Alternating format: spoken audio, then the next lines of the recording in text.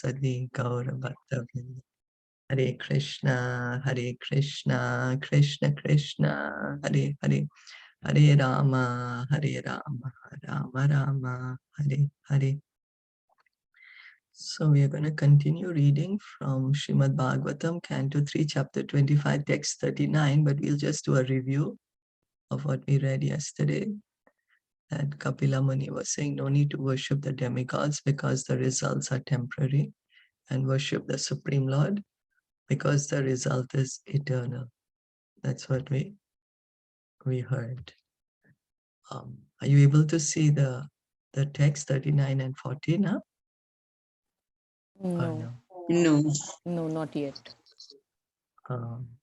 Okay. All right. Now you can? Yes. Yeah. We can see.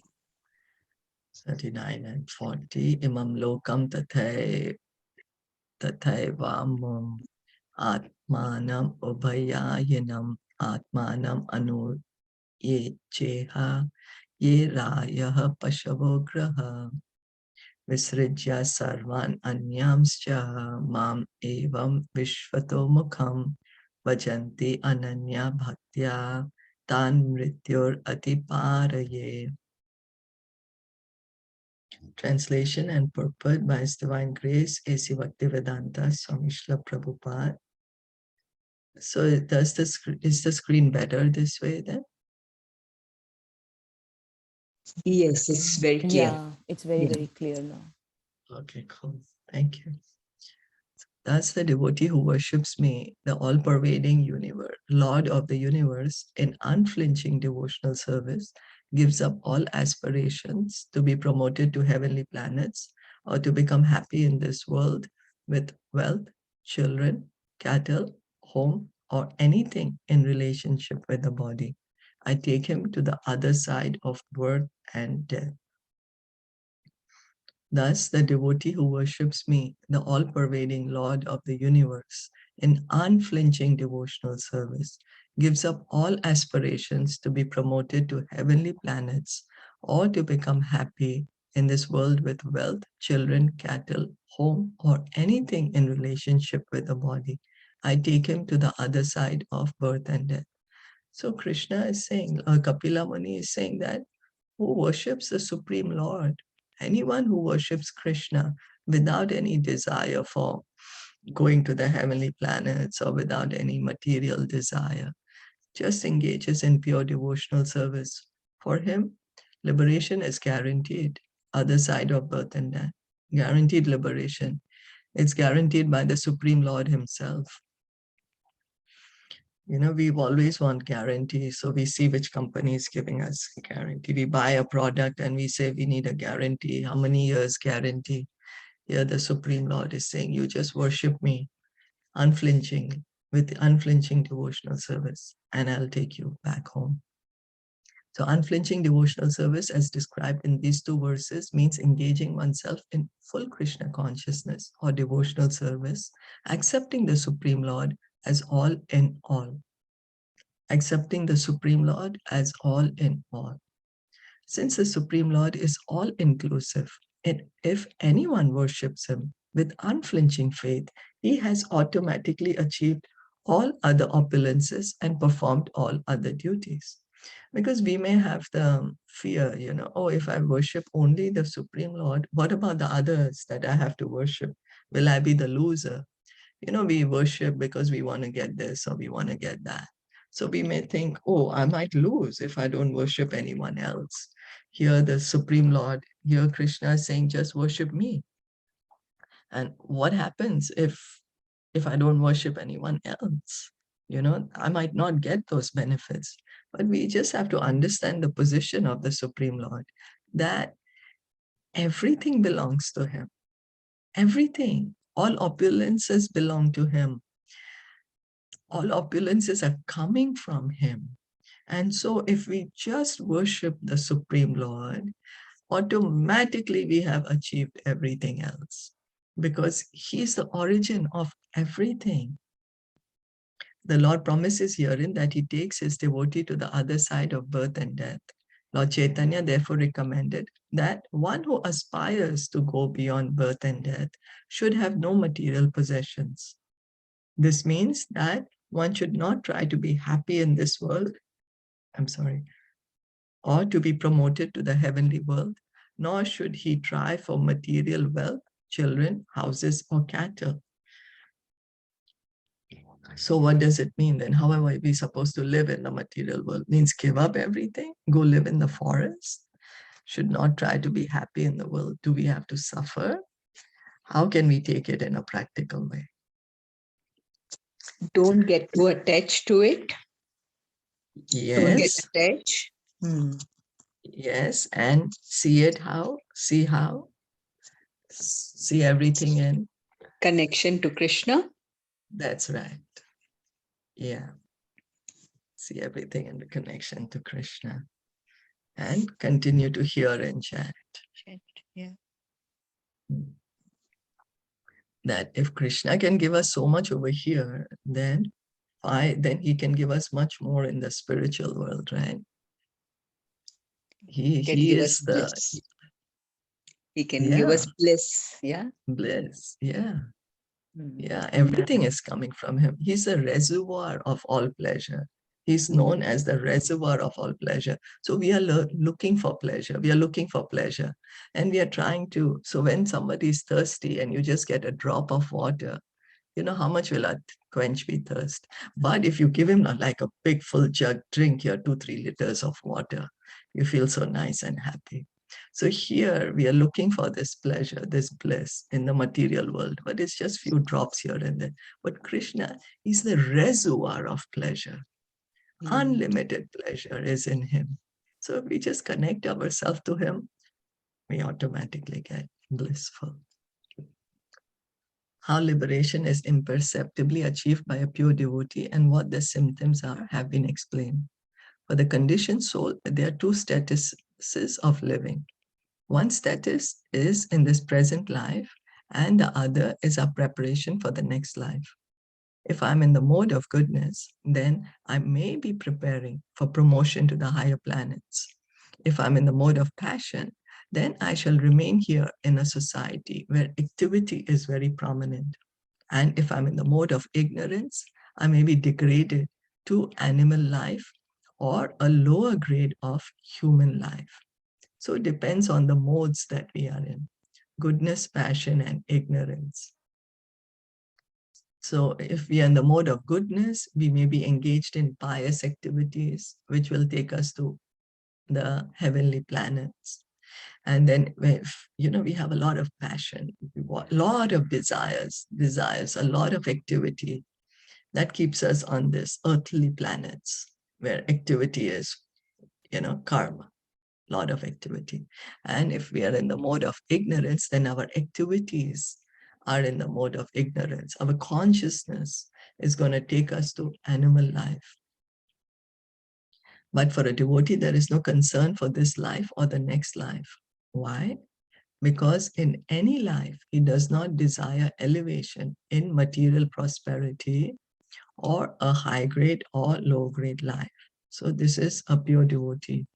He does not desire anything material. He prays to the Lord, my dear Lord, it does not matter where I am born, but let me be born even as an ant in the house of a devotee. Now, this is a pure devotee. Huh? He is willing to say that. He's willing to say, okay, I don't mind. I'll come back again to the material world, even as an ant, but you make me come in the house of a devotee. A pure devotee does not pray to the Lord for liberation from this material bondage. Actually, the pure devotee never thinks that he is fit for liberation. So this is a pure devotee, What does he think? He thinks, I'm not fit. I'm not qualified to get liberation. He's considering his past life and his mischievous activities. He thinks that he's fit to be sent to the lowest region of hell. So a pure devotee is very humble. He feels that I've done so many offensive things for millions of lives. I do not deserve to go to the spiritual world. I should be punished. I should be sent to the hellish planets. if in this life I'm trying to become a devotee, this does not mean that in my many past lives, I was 100% pious. That is not possible. A devotee is therefore always conscious of his real position. So this is the consciousness of a pure devotee. Now we may be there or we may not be there at that point, but just have the desire to go back home. We may be there, very good, but we may not be there at the point of pure devotional service. And so we are saying, oh, I want to go back home. I want to go back home. It's all right. Just continue to have the desire to go back home. And if you're able to pray like this, very good. If you're able to pray, yes, I don't deserve it. You can send me anywhere you like. Let me be born as an ant. If you're able to pray like this, very good. The idea is just be honest with yourself and with Krishna. That's it. So only by his full surrender to the Lord, by the Lord's grace, are his sufferings made shorter. So what happens when we surrender to the Lord? By the mercy of the Lord, by the Lord's grace. So I was reading the difference between grace and mercy, Prabhupada said. Grace is something which is coming automatically. We don't even try anything, no putting any effort, and we get the Lord's grace. Mercy is we try to do some effort to attract the mercy of the Lord. So here the pure devotee, what is he doing? He's just fully surrendered to the Lord. He's understood the Lord is my best friend. He's my best well-wisher. Whatever he does for me is the best. He has full confidence in the Lord, rather than having confidence in, I can, main dikhanga, you know. Instead of thinking I'm better than the Lord, I have better intelligence than the Lord. He does not know what he's doing. I can tell him. So he's not like that. He's fully surrendered to the Lord. And so by the Lord's grace, his sufferings are made shorter. As stated in the Bhagavad Gita, surrender unto me, and I will give you protection from all kinds of sinful reaction. So here we can see that we don't want to fully surrender to the Lord. Some of us don't want to fully surrender to the Lord. Why? Because we are scared. Is he really going to help me? Is he really going to protect me? Is he really going to do what he's telling that he's going to do? You know, because it's like, okay, we buy a product and then the company gives us a guarantee, and then we are thinking, is this really, this company is going to fulfill the guarantee of what they are saying? Yeah, we do believe what the guarantee they give. They say, okay, 1 year guarantee, we'll take back the goods, no matter it has defect, that does not have defect, we'll just take it back and reimburse you with full money. And yet if we keep thinking, oh, will they really do what they're trying to say? You know, so that is what we are trying to do with Krishna. He's saying, you just surrender unto me, and I will give you protection from all kinds of sinful reaction. That is his mercy. He does not have to do it, but he's kind. He wants us to come back to him. He does not want us to continue remaining here. But this does not mean that one who has surrendered to the lotus feet of the Lord has committed no misdeeds in his past life. A devotee always prays, for my misdeeds, may I be born again and again. But my only prayer is that I may not forget your service. That devotee has that much mental strength, and he prays to the Lord, may I be born again and again, but let me be born in the home of your pure devotee, so that I may again get a chance to develop myself. So this is pure devotion, pure devotee. And how is he able to say that? How is he able to say such a thing? That it's okay, I can be born in hell, doesn't matter. I can be born as an ant, doesn't matter. You just make sure I don't forget your service. Why? Because he's already reestablished his relationship with Krishna. He is with Krishna. So even if he's in the body of an ant, he is with Krishna. He's Krishna conscious. Even if he's in hell, he's Krishna conscious. So he doesn't care wherever he is, because his idea of going back to the spiritual world is also to be with Krishna. So he's like, wherever Krishna is, I want to be with him. I don't care of anything else. So this is liberation, actually. This is the highest liberation, highest, being with Krishna. So, because the consciousness is not at all on the body level. A pure devotee, we say, right? Krishna says in Bhagavad Gita that Brahma Bhuta Prasanatma, that pure devotional service, Mad Bhaktim Labhate Para. Pure devotional service begins from the liberated platform. So a pure devotee is already liberated. And he's fixed in his relationship with Krishna. A pure devotee is not anxious to elevate himself in his next birth. He has already given up that sort of hope. In any life in which one is born, as a householder, or even as an animal, one must have some children, some resources, or some possessions. But a devotee is not anxious to possess anything. You know, we want children, nice house, nice, we want, some of us, we want, oh, everything should be good. I should have a nice, comfortable life. I should be happy. A devotee is not anxious to possess anything. His conscience is not that I'm trying to get better here. He's satisfied with whatever is obtainable by God's grace. He's not at all attached to improving his social status or improving the status of education of his children. He's not neglectful, he's dutiful, but he does not spend too much time on the upliftment of temporary household or social life. So here, this is very important, that he is not neglectful, he's dutiful. We might think, oh, here, what is the devotee saying? Oh, I don't want anything, I don't want house, I don't want children, I don't want anything. So it means he's just neglecting everything.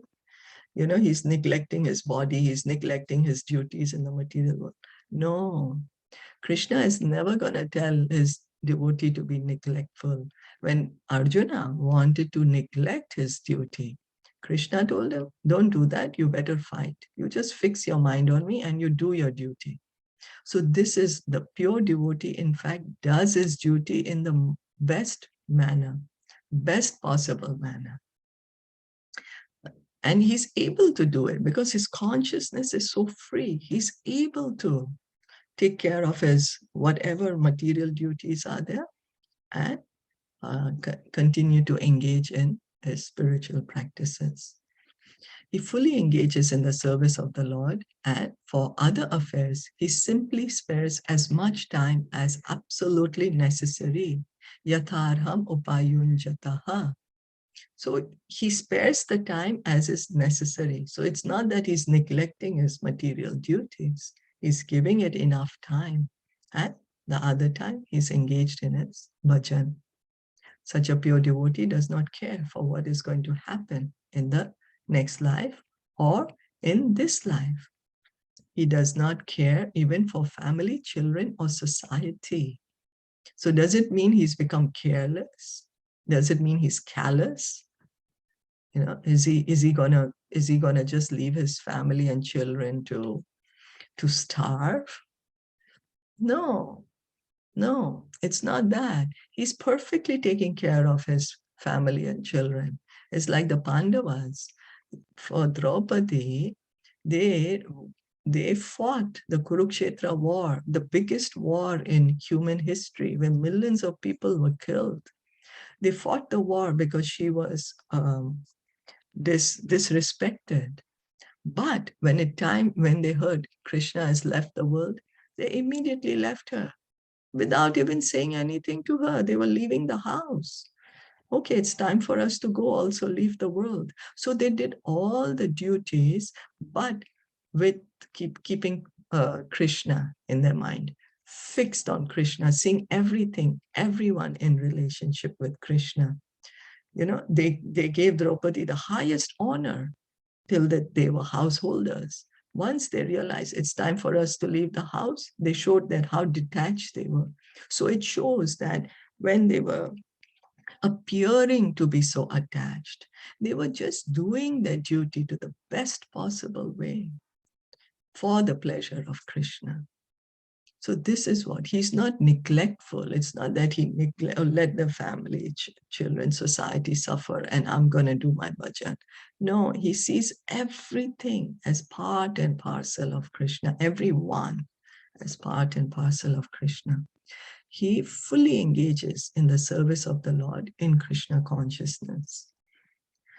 It is stated in Bhagavad Gita that without the knowledge of the devotee, the Lord arranges for him to be immediately transferred to the Lord's transcendental abode just after he leaves his body. After quitting his body, he does not go into the womb of another mother. So although the devotee out of his humility is saying to the Lord, my dear Lord, I don't deserve to be liberated. I have done so many millions of births. I've done such abominable things. It's okay. You just let me just engage in your service wherever I go. But the Supreme Lord, what does he do? He arranges for the devotee to come back home immediately. As soon as he leaves his body, Krishna arranges for him to go back home, back to Godhead. No more birth in this material world. The ordinary common living entity after death is transferred to the womb of another mother according to his karma or activities to take another type of body. But as far as the devotee is concerned, he is at once transferred to the spiritual world in the association of the Lord. That is the Lord's special mercy. How it is possible is explained in the following verses. Because he's all powerful, the Lord can do anything and everything. He can excuse all sinful reactions. He can immediately transfer a person to Vaikuntha Loka. That is the inconceivable power of the Supreme Personality of Godhead, who is favorably disposed to the pure devotees. So the devotee, Krishna releases him. He releases him. Immediately liberation. Mukunda. He's called Mukunda. Only Krishna is called Mukunda. Why? Because he can give liberation. So the devotee, the pure devotee, he didn't even ask the Lord for liberation, but Krishna arranges it for him so he can come back home, back to Godhead. The pure devotee does not need to take another birth in the material world. According to past karma, maybe he had to still take many, many births, but because right now he's completely surrendered himself to the Lord takes away all the sinful reactions. He excuses everything. So then someone will say, oh, but can he do that? Why can't he do that? Everything is under his order. He's the lawmaker. He's the one who makes the laws of karma. He's the one who makes the universal laws. So why can't he do that? He can. He can. He's favorably disposed to the pure devotees. It's like the king, when he sees that the prisoner is reformed, he's no more behaving in a manner which he should be kept in the prison. In fact, it will be harmful to keep him in the prison with the other prisoners whose consciousness is not yet rectified. It will be, in fact, harmful. And this person is completely reformed and he's fit to live in normal society again. Immediately he's given a pardon and he's let loose to live with the others. So just by surrendering unto the Lord, we get the highest perfection. Any comments? Or anyone wanted to add anything? Like he's Bhakta Vatsalya. Bhakta Vatsal. So I'm going to write that down. Bhaktavatsalya. Yeah. Yeah, Bhaktavatsalya. he loves his devotees more than anything, and he's ready to give away anything for his bhaktas. Loves his devotees, ready to. Ready to give away himself also for his bhaktas, Mm. or maybe ready to give. Mm. Yeah. Yes. And simply by surrendering to the Lord, what happens? Simply by surrendering to Lord, all our sins are washed away, and we get the highest platform to serve him, or we go back to Godhead. Yeah, it's Is the it? same. Yes. Yes. Highest platform to serve him. And at the end of life, go Be back with home, him to Godhead. Yeah. back to Godhead, to be with him. Yeah. Yes.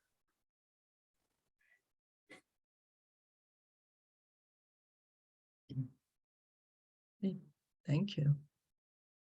Thank you so much. So we'll stop here for today. Srimad Bhagavatam ki jai, Shilpa Prabhupada ki jai, Gaur Bhakta Vrinda ki jai. Hare Krishna. Hare Krishna.